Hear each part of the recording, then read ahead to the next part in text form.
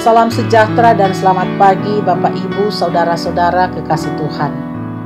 Renungan Harian Toraya, Selasa 1 September 2020. Hari ini kita akan membaca kitab Wahyu pasal 3 ayat 7 sampai 13. Namun sebelumnya mari kita berdoa.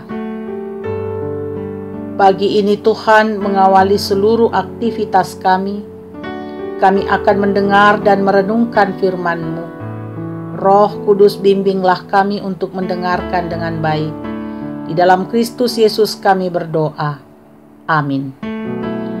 Wahyu pasal 3 ayat 7 sampai 13. Dan tuliskanlah kepada malaikat jemaat di Philadelphia, inilah firman dari Yang Kudus, yang benar, yang memegang kunci Daud. Apabila ia membuka, tidak ada yang dapat menutup. Apabila ia menutup, tidak ada yang dapat membuka. Aku tahu segala pekerjaanmu. Lihatlah, aku telah membuka pintu bagimu, yang tidak dapat ditutup oleh seorang pun. Aku tahu bahwa kekuatanmu tidak seberapa, namun engkau menuruti firman-Ku, dan engkau tidak menyangkal namaku. Lihatlah, beberapa orang dari jemaah iblis, yaitu mereka yang menyebut dirinya orang Yahudi, tetapi yang sebenarnya tidak demikian, melainkan berdusta, akan kuserahkan kepadamu. Sesungguhnya aku akan menyuruh mereka datang dan tersungkur di depan kakimu, dan mengaku bahwa aku mengasihi engkau, karena engkau menuruti firman-Ku untuk tekun menantikan aku. Maka aku pun akan melindungi engkau dari hari pencobaan yang akan datang atas seluruh dunia untuk mencobai mereka yang diam di bumi. Aku datang segera, peganglah apa yang ada padamu, supaya tidak seorang pun mengambil mahkotamu. Barang siapa menang, ia akan kujadikan soko guru di dalam bait suci Allahku, dan ia tidak akan keluar lagi dari situ. Dan padanya akan kutuliskan nama Allahku, nama kota Allahku, yaitu Yerusalem baru, yang turun dari sorga dari Allahku, dan namaku yang baru. Siapa bertelinga, hendaklah ia mendengarkan apa yang dikatakan Roh kepada jemaat-jemaat. Amin. Tema renungan kita pada pagi hari ini, tekun dalam penantian, atau makaritutu maktayan. Saudara-saudara yang diberkati oleh Tuhan, tidak sedikit orang yang akhirnya marah, bahkan berujung pada kekecewaan karena dirinya tidak mendapat kabar dari orang yang dirindukannya. Hal itu bisa saja terjadi karena dia tidak tahu kondisi yang dialami oleh orang yang dirindukannya. Lalu bagaimana dengan mereka yang setia dalam penantian? Dalam ayat 10 dituliskan bahwa karena engkau menuruti firman-Ku untuk tekun menantikan aku, maka aku pun akan melindungi engkau dari hari pencobaan yang akan datang atas seluruh dunia untuk mencobai mereka yang tinggal di bumi. Yesus memuji jemaat tersebut karena ketaatan mereka menghidupi firman Tuhan, serta keteguhan mereka untuk tidak menyangkal Kristus dalam hidup mereka. Mereka tetap bertahan dalam penantian, sekalipun tekanan kehidupan datang mengganggu mereka. Namun dalam keadaan seperti itu, Tuhan berjanji bahwa mereka yang setia akan dipelihara hingga mendapat jawaban dari Tuhan. Tuhan berpesan kepada jemaat di Philadelphia bahwa aku tahu bahwa kekuatanmu tidak seberapa. Itu karena Tuhan tahu bahwa Philadelphia adalah jemaat yang masih muda dibandingkan dengan kota-kota lain di sekitarnya.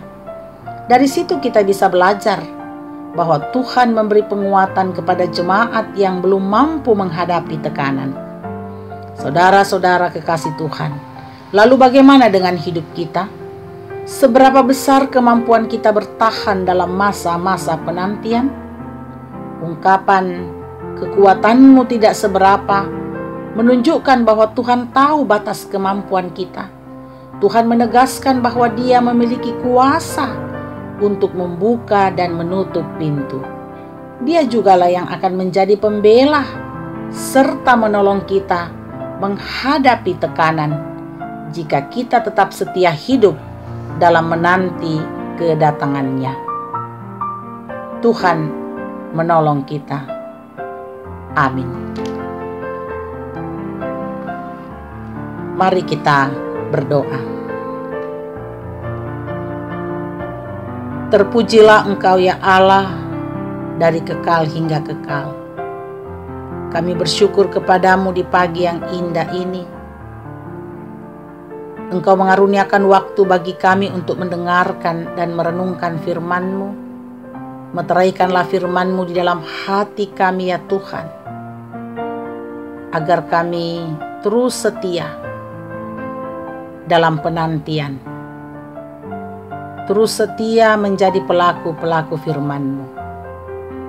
Kami bersyukur kepadamu Tuhan, bersama saudara-saudara kami di Jemaat Rama yang boleh menerima berkat-Mu dalam kehidupan mereka. Kalau ada jemaat-Mu yang bersyukur, sempurnakanlah syukur mereka. Kami mohon berkat-Mu untuk saudara-saudara kami yang sakit, baik dirawat di rumah sakit maupun di rumah.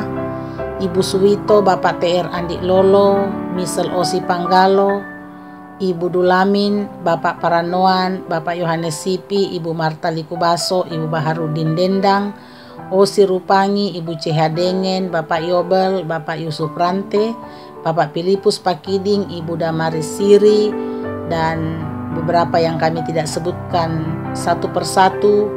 Tuhan, kami percaya Engkau melihat keadaan mereka, Engkau mengetahui keberadaan mereka. Tuhan, lawatlah mereka, kuatkanlah iman mereka, dan pulihkanlah setiap mereka ya Tuhan.